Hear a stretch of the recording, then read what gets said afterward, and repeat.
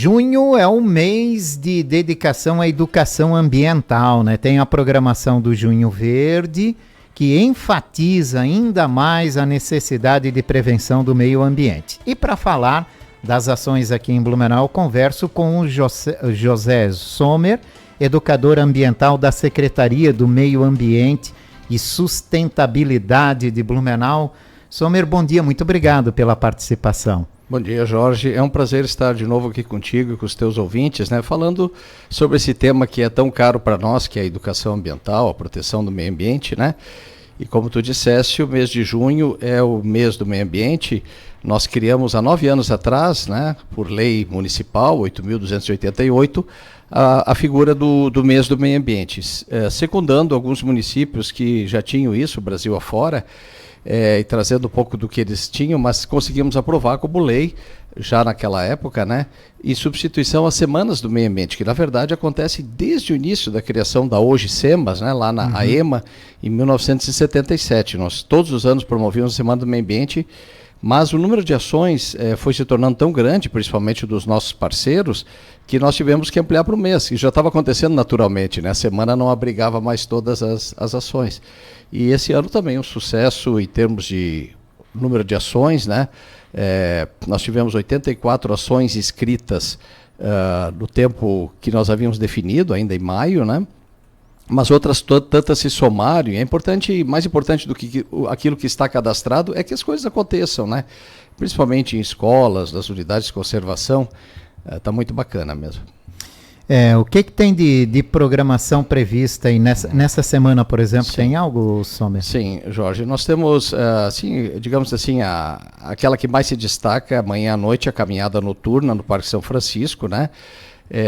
Nós abrimos inscrição para 2 dias, amanhã, quinta, dia 13, e depois, na semana que vem, na terça-feira, e as duas rapidamente se encerraram, né? Então, isso mostra que realmente as pessoas têm entendido o Parque São Francisco como um espaço importante e uma perspectiva diferente, que é a caminhada noturna, né? Às escuras, fazendo a vista se acostumar para que outras sensações sejam percebidas, né? Então nós temos essas. Nós temos atendido escolas municipais, estaduais e particulares. No Parque São Francisco são, para tu teres uma ideia, para os teus ouvintes terem uma ideia, são quase 40 visitas no mês de junho, né? Nossa. Muitos dias nós temos 2 escolas ao mesmo tempo lá dentro, nós somos 3 educadores ambientais, nos revezamos aí nessa tarefa de dar conta.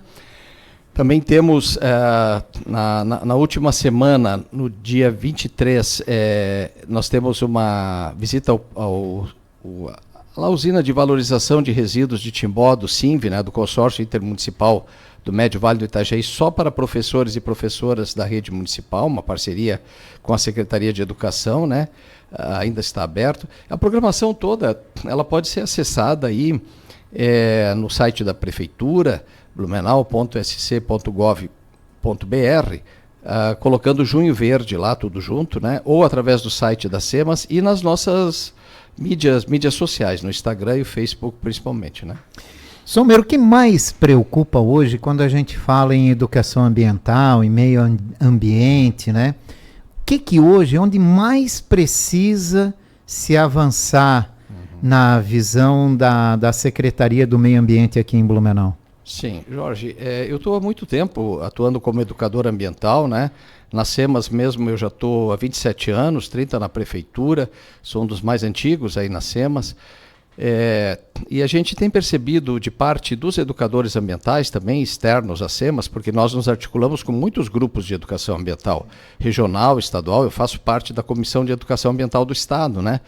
Então, que se articula com outros municípios e outras instituições. A gente tem percebido a necessidade de nós trabalharmos muito a questão da mudança climática, né? Porque, eu comecei a trabalhar como educador ambiental num tempo em que a questão ambiental era uma questão que estava resumida ao contexto dos ambientalistas, né? Depois a educação ambiental também foi tida como essa coisa de dizer, vamos separar o lixo, vamos economizar energia elétrica, tudo isso é importante, mas isso é muito pouco, né, Jorge? Eu costumo dizer brincando, embora não se possa brincar sobre isso, o buraco é muito mais embaixo, né? As mudanças que nós precisamos ter como sociedade são gigantescas. E agora parece que a questão da mudança climática, ela de fato surge como algo inteligível, né, pelas pessoas em geral.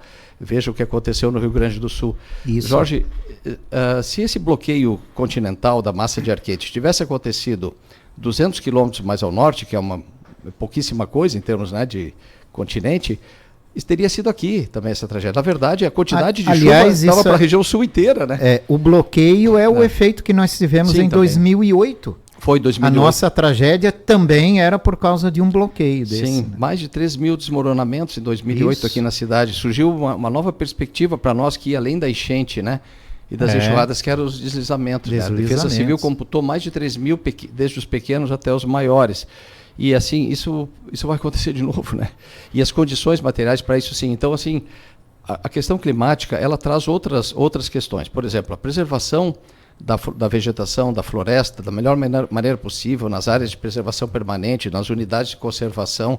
O uso do solo é algo muito importante. A ocupação também, né? De que forma você vai fazer a ocupação? Eu sou membro do Comitê da Bacia do Itajaí já há muitos anos, né, Jorge? Inclusive, hoje eu faço parte da Câmara de Apoio Institucional, que se reúne com a diretoria, e ali a gente consegue entender as preocupações que há, por exemplo, sobre o uso do solo. Inclusive, criando documentos e alguns tipos de instruções para os municípios, né, sobre ocupação do solo, porque a gente gosta muito da coisa da terra arrasada, tirar tudo, mostrar o terreno, porque ele é mais comercial e tal, né? Se nós tivermos, por exemplo, loteamento aberto e não se puder tirar a vegetação, o valor do lote vai diminuir bastante, e as pessoas não vão ter esse interesse. Então, infelizmente, a mudança cultural é muito grande, porque eu, e tenho certeza que tu também, muitos ouvintes, né, gostariam talvez de comprar um terreno que tivesse vegetação, e aí tu pudesse fazer a tua propriedade mantendo as árvores mais exuberantes, as maiores, né? Mas o imaginário social, de forma geral, é o contrário disso, infelizmente, né? Nós temos essa coisa de usufruir da propriedade o máximo possível. Essa coisa do conceito de propriedade, ela vem lá da época do Império também, né? Que já estava representada em lei, essa ideia de que o que é meu, eu faço o que eu posso. Que eu quiser. Nos outros eu critico, né? É a ideia de ser muito ecologista no terreno do outro, né? Pois é, essa é uma verdade. Então, essa questão é natural até avanços nessa discussão, porque essa questão não é exclusiva do Brasil, mas sim do mundo inteiro. Sim, não tem dúvida. No mundo inteiro a gente vê catástrofes climáticas. Sim. E os especialistas cada vez falando que elas serão mais frequentes, o que assusta muito, né?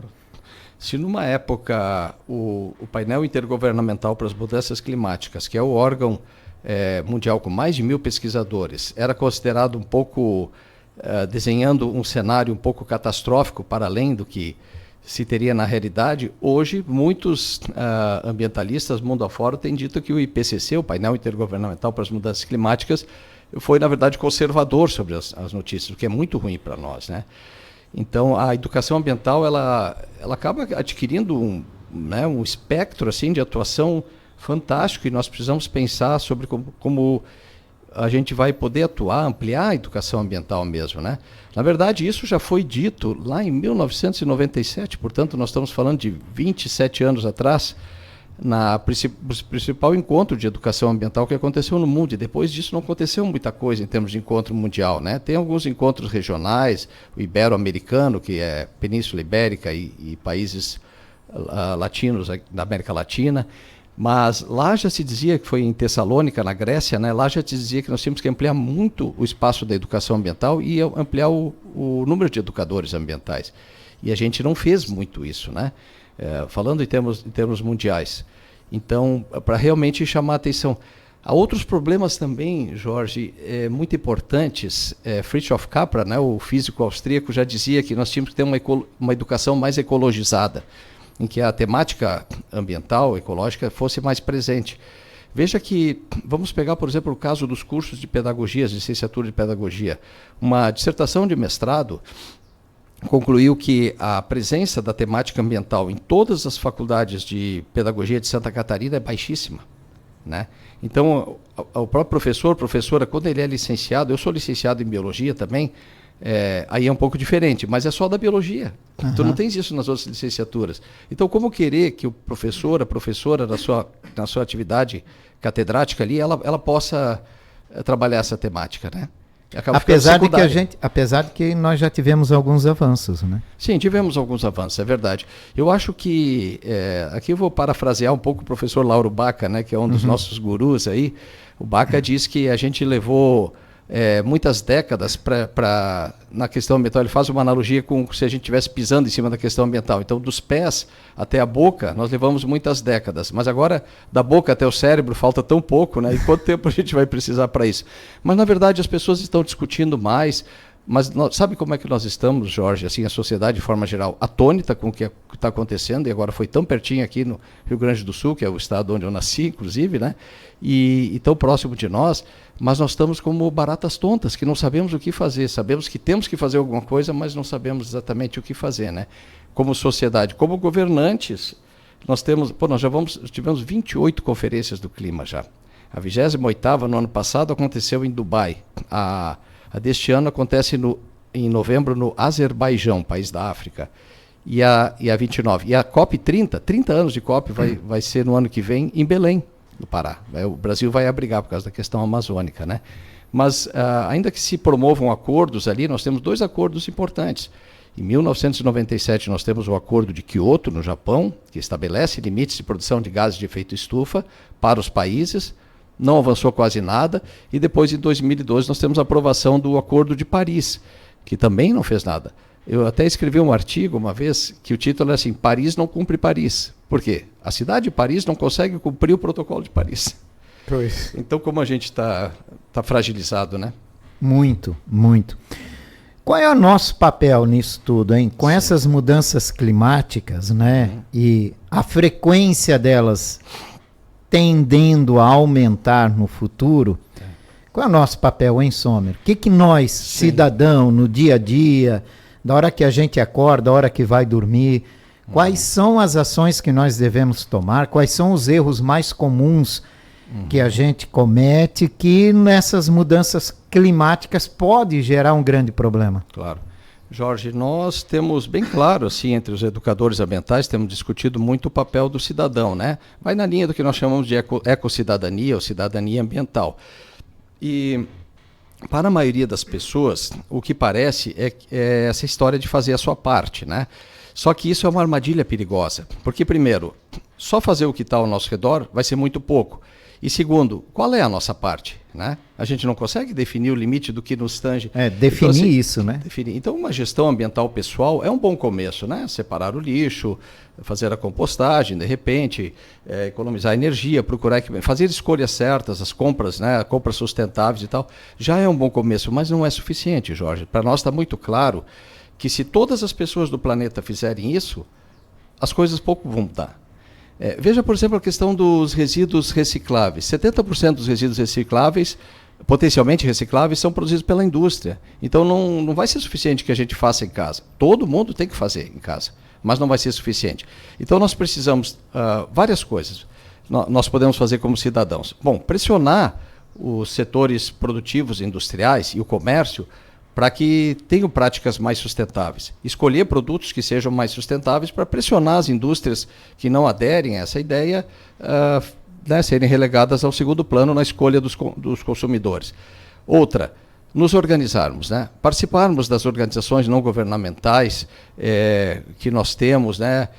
Ter um certo ativismo pessoal dentro dessas organizações, tentar influenciar as pessoas que estão próximas de nós, mas principalmente cobrar dos governos, né? Seja no nível municipal, estadual, federal. Nós estamos agora às vésperas de uma eleição municipal, né? Nós temos que tensionar os candidatos e candidatas a prefeito da nossa cidade, e isso vale para outros territórios também, para que realmente encampem propostas ambientais não só de tentar intervir na regulação climática, mas sobre todas as outras coisas. Tu perguntaste no início sobre quais são os problemas, tem a questão da poluição hídrica, Nós temos a questão da poluição sonora e atmosférica, né? Tem várias coisas. Quer dizer, a Pleiade é grande mesmo, né? É verdade. De coisas que nós temos que atuar. Então, o cidadão ser cobrador também das empresas, do poder público, né?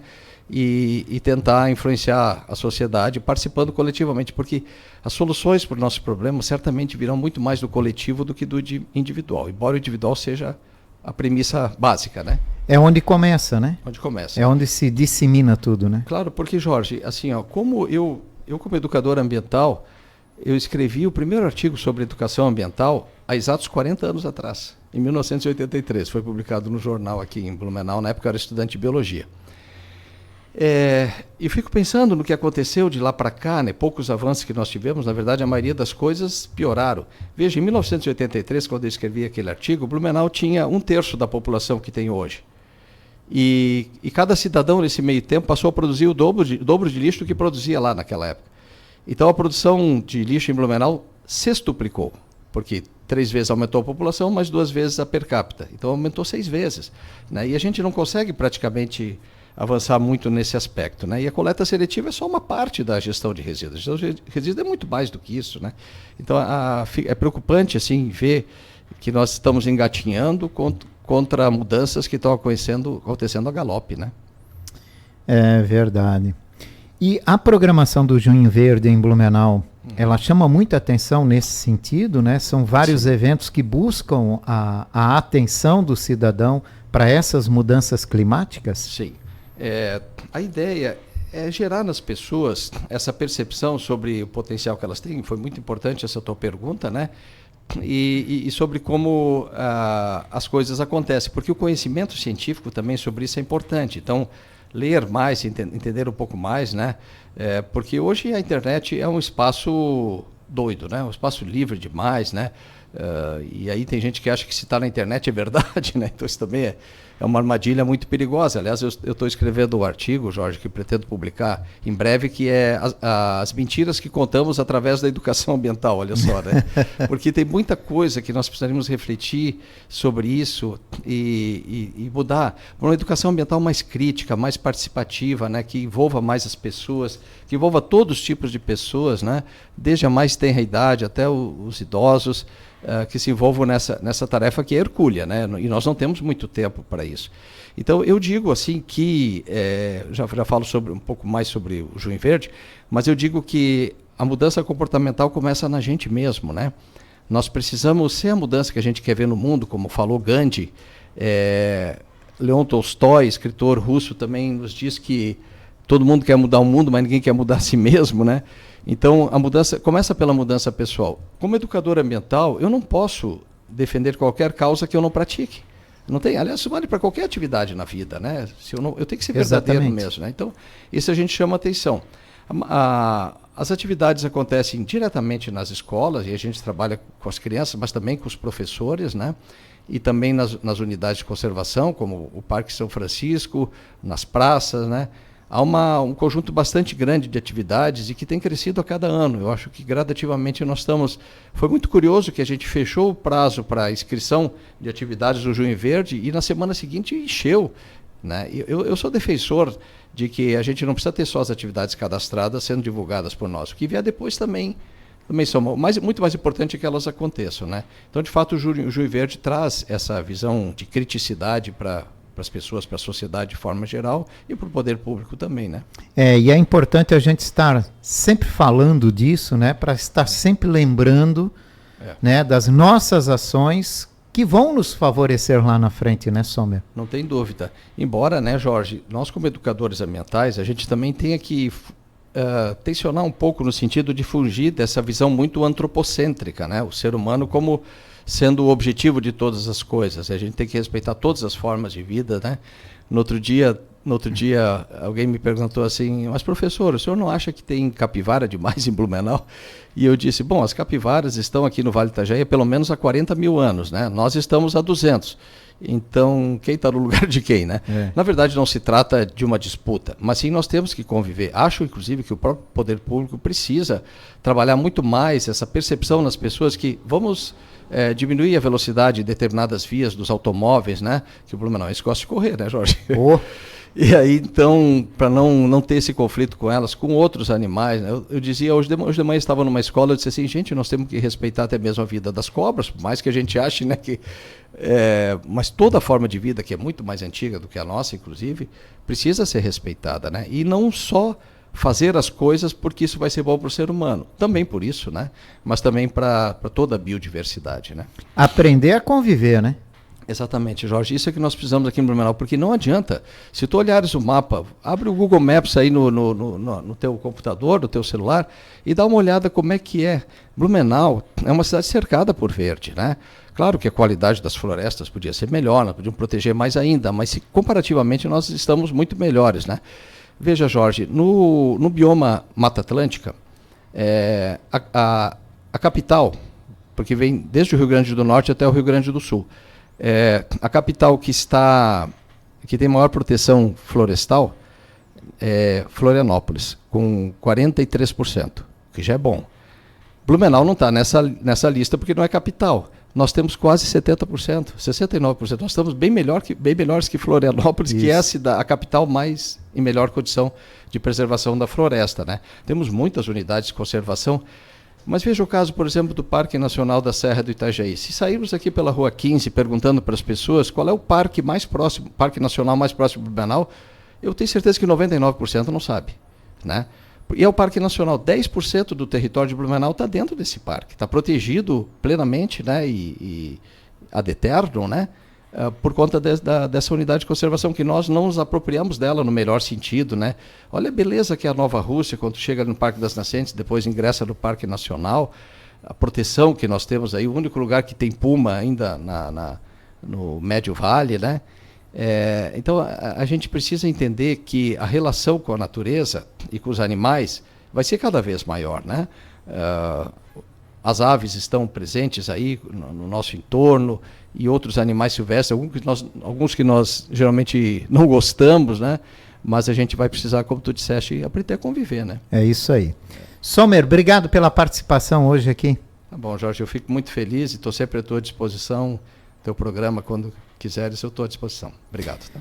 José Sommer, educador ambiental da Secretaria do Meio Ambiente e Sustentabilidade, falando sobre o Junho Verde.